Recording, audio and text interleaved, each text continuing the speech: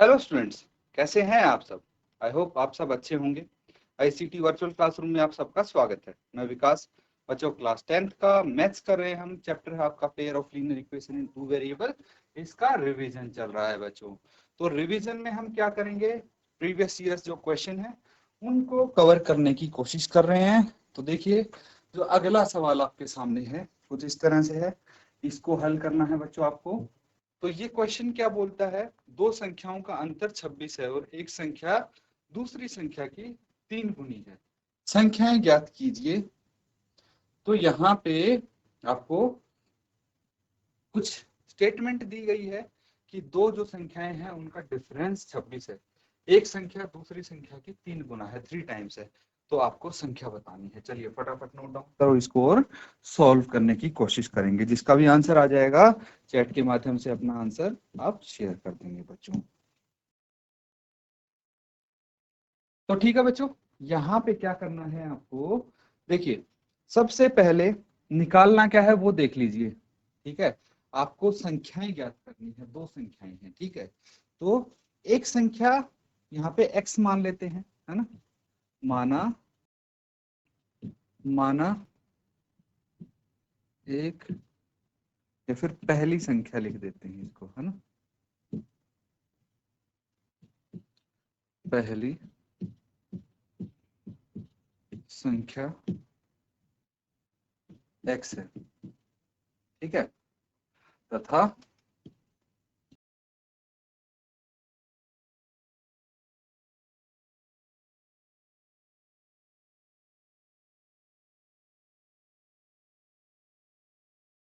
तो दो संख्या है, एक को हमने x मान लिया, दूसरी को y मान लिया।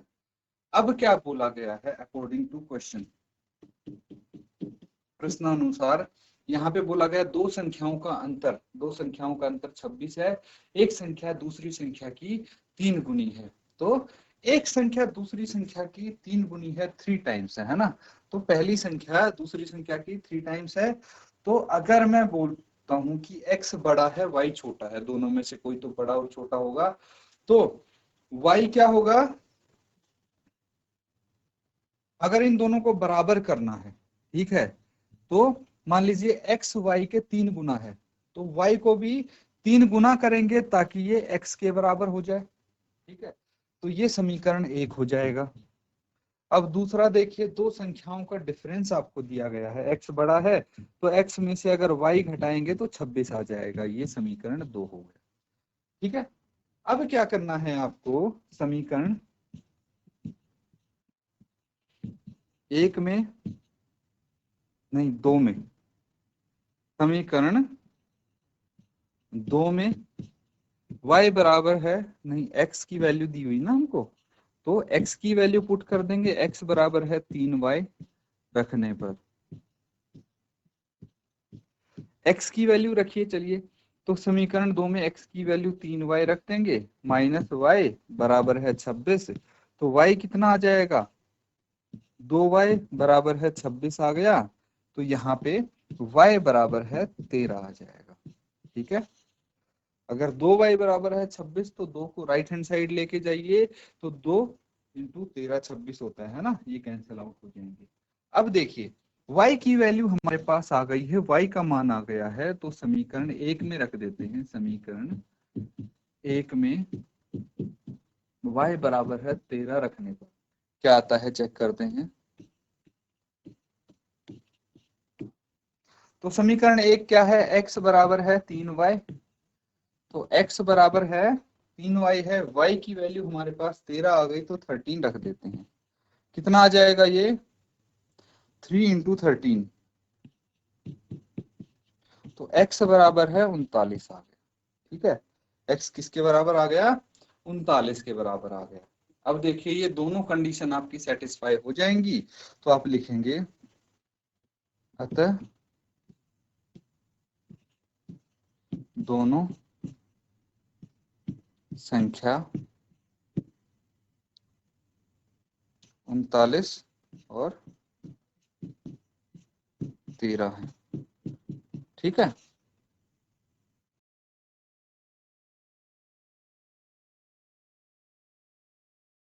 नोट डाउन कर लीजिए। ये हमारा क्वेश्चन यहाँ पे कंप्लीट हो जाता है बच्चों। ठीक है बच्चों, अगला सवाल करते हैं हम। ये क्वेश्चन है, देखिए अभी तक 2 मार्क्स के क्वेश्चन हम कर रहे थे, वो 2 अंक के लिए आएंगे। ठीक है, जो हमने क्वेश्चन किया वो भी आपका 2 अंक के लिए था, लेकिन यहाँ पे जो क्वेश्चन है वो 4 अंक के लिए आपका। क्वेश्चन पढ़िए।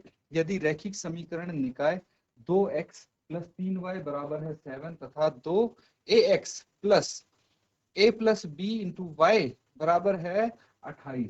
ठीक है, ये 2 समीकरण है आपके पास के अपरिमित रूप से अनेक हल हों। ठीक है, देर आर मैनी सॉल्यूशंस। तो ए और बी का मान ज्ञात कीजिए। मैनी सॉल्यूशंस कब होते हैं बच्चों? जब 2 लाइन एक दूसरे पे कॉन्साइड करें। ठीक है, अगर ग्राफ पे बनाते हैं तो तब होता है ये। और एक चीज और बता दूं, कब बनता है a1/a2 बराबर है b1/b2 बराबर है c1/c2। अगर इनके सारे कोफिशिएंट का रेशो बराबर हो तभी भाई अपरिमित रूप से अनेक हल हो सकते हैं दोनों समीकरणों के। ठीक है, ये कंडीशन है। तो इसकी हेल्प लेके आप इसको सॉल्व करेंगे और ए और बी की वैल्यू इजीली निकाल सकते हैं। फटाफट इसको नोट डाउन करके एक बार हल कीजिए आप।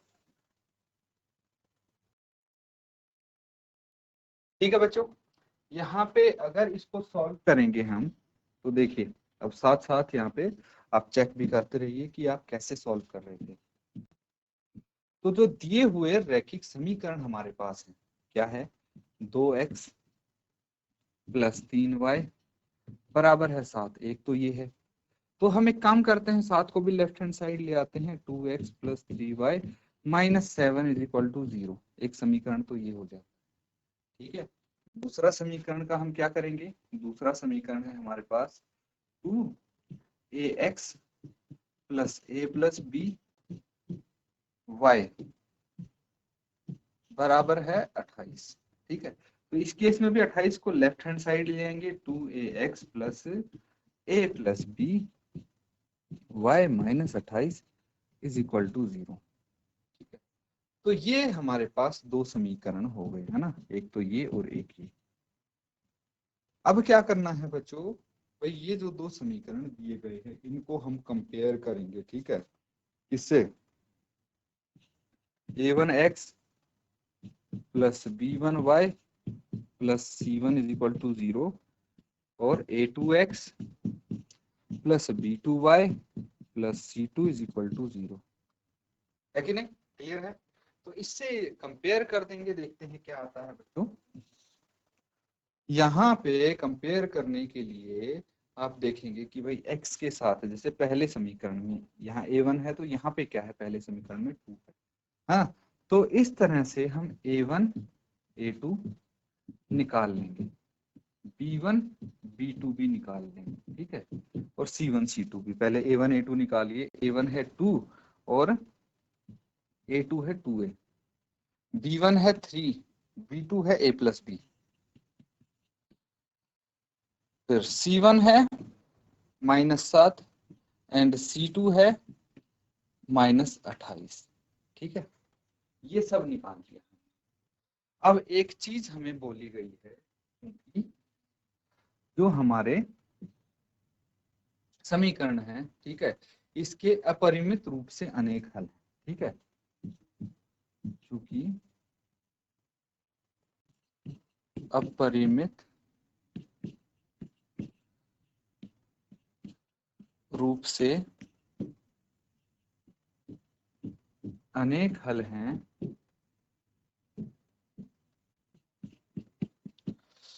तो यहाँ पे क्या होना चाहिए? a1/a2 बराबर है b1/b2 बराबर है c1/c2। ये होना चाहिए कि नहीं होना चाहिए? क्योंकि भाई अपरिमित रूप से अनेक हल हैं तो इसीलिए इनका रेशो सबका बराबर होगा। क्लियर है? फिर हम क्या करेंगे? a1 a2 b1 b2 c1 c2 की जगह ये सारी वैल्यूज पुट कर देंगे। ठीक है, पहले यहाँ तक नोट डाउन करो फिर आगे कर।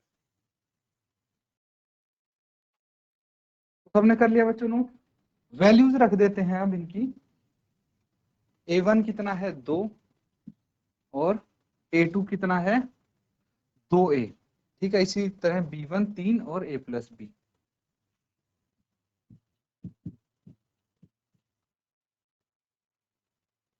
a प्लस बी होगा ये, है ना, और ये -7 और ये -28, यही होंगे। फिर से एक बार चेक कर लेते हैं भाई, 2/2a, 3/a प्लस बी और -7/-28, ठीक है, ये आ गया। अब क्या करेंगे हम, एक बार तो पहला और दूसरा पद कंपेयर करेंगे, ठीक है।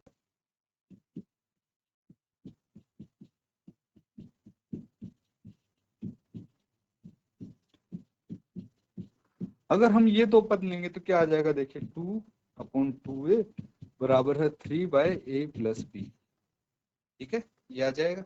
इसके बाद हम क्रॉस मल्टीप्लाई कर देंगे, 2 × a प्लस बी बराबर है 3 × 2a, ब्रैकेट ओपन करेंगे या फिर 2 को राइट हैंड साइड ले जाइए, ये a प्लस बी आ जाएगा, बराबर है 3 × 2a/2, ये इधर चला गया। फिर क्या कर देंगे, या इससे सिंपल बच्चों एक काम कर दीजिए, ठीक है, इससे भी चीजें आसान हो जाएंगी। क्या करना है हमें, यहीं पे इस 2 को कैंसल आउट कर दीजिए, कहाँ पे, यहीं पे, ये दो आपस में कैंसल आउट हो जाएंगे ना, तो ये ऐसे बच जाएंगे। अब क्या हो जाएगा भाई, ये 3a है ना, तो 3a को लेफ्ट हैंड साइड लेके आ जाएंगे, तो 3a plus a plus b equal to 0, 4a plus b equal to 0, ये आ जाएगा। उसके बाद हम क्या करेंगे, उसके बाद हम दूसरा और तीसरा पद लेंगे, ठीक है, इनसे भी एक समीकरण बनाएंगे। इसको मान लीजिए समीकरण 3 है, फिर इससे समीकरण 4 हो जाएगा, और फिर a और b की वैल्यू आप निकाल सकते हैं। चलिए एक बार कोशिश कीजिए आप इन दोनों से एक और समीकरण बनाने की, और a और b की वैल्यू निकाल। तो बच्चों यहाँ पे थोड़ा सा देखिए, हम इस चीज का वो करेंगे करेक्शन, क्या करेंगे कि यहाँ पे जो ये है, क्या है ये 3a है ना, 3a प्लस का है, लेकिन जब इधर आएगा तो ये माइनस का हो जाएगा, माइनस का हो जाएगा, तो ये क्या बच जाना चाहिए, -2a, क्या बच जाना चाहिए, -2a, तो -2a plus b equal to 0, ये इक्वेशन आएगा। उसके बाद अगर हम सेकंड और थर्ड पद लेते हैं, क्या आएगा, 3/a प्लस बी बराबर है -7/-28, ठीक है, ये कैंसिल आउट कर दीजिए, 7 चौक 28, क्रॉस मल्टीप्लाई करेंगे, 3 चौक 12 बराबर है a प्लस बी, ये आ जाएगा, ठीक है। तो ये क्या हो गया हमारे पास, समीकरण 4। तो एक काम करते हैं, यहां से अगर b की वैल्यू हमारे पास कितनी है, 2a है, ठीक है, b की वैल्यू 2a आ गई है, तो समीकरण 4 में b बराबर है 2a रखने पर, b बराबर है 2a रखने पर क्या आएगा, देखिए ये क्या आ जाता है, 12 तो है, बराबर है a प्लस 2a, ये हो गया, कितना आ जाएगा ये, 12 बराबर है 3a, तो एक बराबर है कितना आ गया, 12/3, और ये आ जाएगा 4, a 4 आ गया, है ना, तो a की वैल्यू 4 आ गई है। तो हम क्या कर सकते हैं भाई, यहाँ पे a की वैल्यू 4 रख देंगे, समीकरण 3 में a बराबर है 4 रखने पर क्या आ जाएगा, -2 × 4 बराबर है प्लस b आ जाएगा, है ना, प्लस b इक्वल टू 0, तो ये कितना आ जाएगा, 4 दूनी 8, और इसको राइट हैंड साइड लेके जाएंगे, तो b बराबर है 8 आ गया, a बराबर है 4, b बराबर है 8, ये आपके आंसर आ गए, ठीक है बच्चों, नोट डाउन कर लीजिए। ठीक है बच्चों, सबने कर लिया है नोट डाउन, अगला सवाल करते हैं आप। नेक्स्ट क्वेश्चन देखिए, यहाँ पे क्या करेंगे आप, ये भी 4 अंक के लिए होगा। एक आयताकार बाग जिसकी लंबाई चौड़ाई से 4 मीटर अधिक है का अर्ध परिमाप 36 मीटर है, बाग की विमाएं ज्ञात करिए। तो बाग की विमाएं आपको ज्ञात करनी है। चलिए फटाफट इसको नोट डाउन करिए और सॉल्व करिए। तो ठीक है बच्चों, देखिए यहाँ पे बहुत ही छोटा सा और सिंपल सा सवाल है ये। माना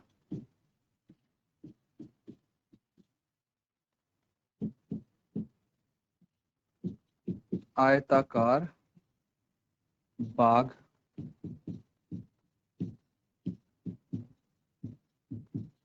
लंबाई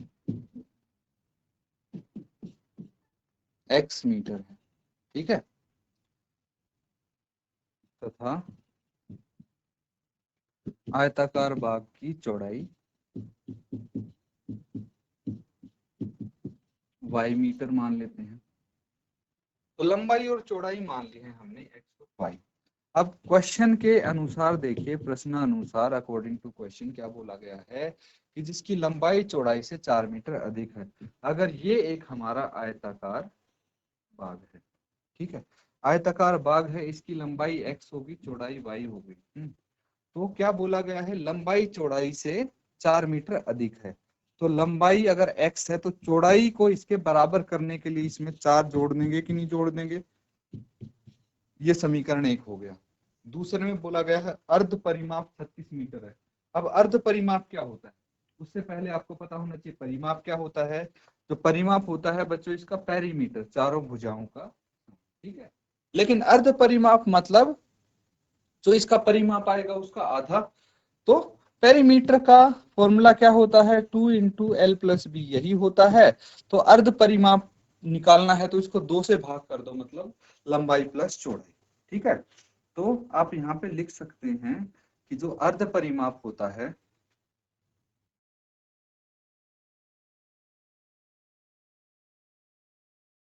अर्ध परिमाप क्या होगा, लंबाई प्लस चौड़ाई, ठीक है, ये होगा। यानी x + y बराबर है 36। ये समीकरण 2 आ जाएगा आपका। क्या आ जाएगा, समीकरण 2 आ जाएगा। तो समीकरण 1 से x की वैल्यू समीकरण 2 में रख के देखिए, ठीक है। तो क्या आ जाएगा आपके पास, y की वैल्यू आ जाएगी। इसी तरह से फिर x की वैल्यू भी आप निकाल लेंगे। पहले यहाँ तक नोट डाउन कर लीजिए, ठीक है बच्चों, कर लिया नोट डाउन। अब देखिए आपको करना है समीकरण 2 में x का मान रखने पर, समीकरण 2 क्या है, x + y, और x का मान क्या है, y + 4, यही है x का मान, y + 4। तो हम यहाँ पे रख देंगे y + 4 + y बराबर है 36। तो 2y बराबर है 4 को राइट हैंड साइड लेके जाइए तो ये माइनस का हो जाएगा। तो y कितना आ गया, 32/2, 16। y बराबर है 16 आ गया। अब हम समीकरण 1 में y का मान रख देंगे, ठीक है। तो समीकरण 1 में y का मान रखने पर, अब अभी तो हमारा y का मान आया है, तो x बराबर है y + 4, यही है समीकरण 1। x बराबर है 16 + 4, कितना आ जाएगा, x बराबर है 20 मीटर और y बराबर है 16 मीटर। तो एंड में आप लिखेंगे अतः बाग की लंबाई 20 मीटर तथा बाग की चौड़ाई 16 मीटर है। ये जरूर लिखना होता है बच्चों आपको आंसर के एंड में। क्लियर है, नोट डाउन कर लीजिए इसको। और ये जो क्वेश्चंस हम कर रहे हैं यहाँ पे, अच्छे से इनको साथ साथ रिवाइज भी किया कीजिए। इसी के साथ आज का सेशन यहाँ पे एंड करेंगे। Thank you and have a nice day.